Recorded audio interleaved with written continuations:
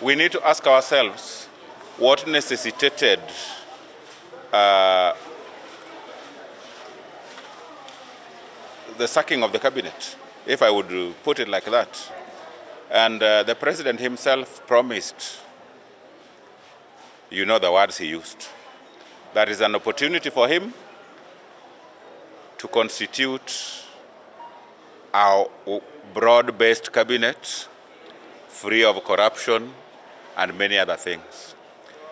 I am disappointed as a person because the cabinet that he fired, he has rehired half of it.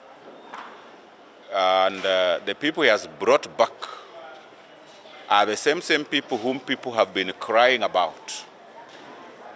The journalists have been clobbered. Children have been massacred because of police brutality. The police were being presided over by one Kithure Kindiki. We acknowledge he is a brilliant man, but bringing him back to the same docket is as if the president is telling us that all we have been saying and doing are nonsense.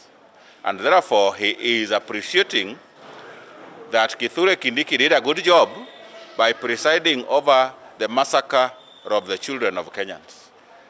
My first disappointment is that.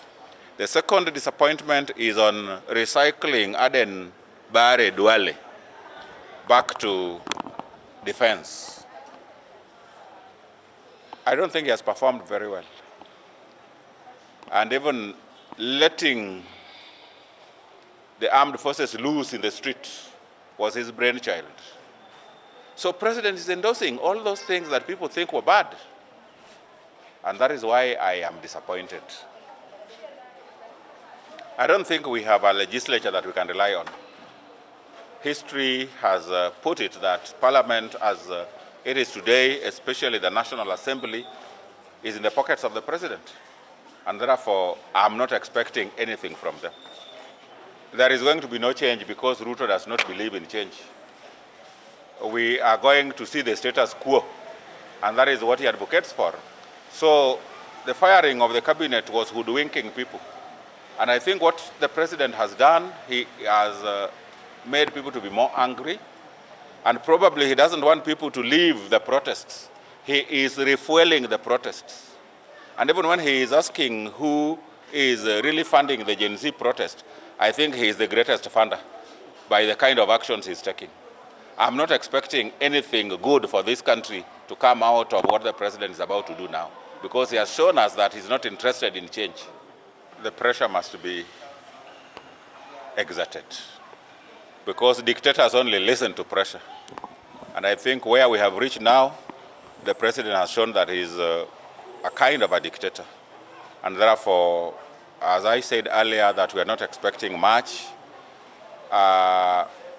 the pressure has to be exerted. I don't want to speak for Raila, but people are disappointed by that kind of action because he cannot be the one sanitizing a rotten government all the time. He should have left Ruto to carry his own cross, because after all, the Kenya Kwanza said they don't need Raila. And the chorus has been, let him not come in. We are not going to give him nusu mkate. Why is he now angling for that nusu mkate? It is a disappointment.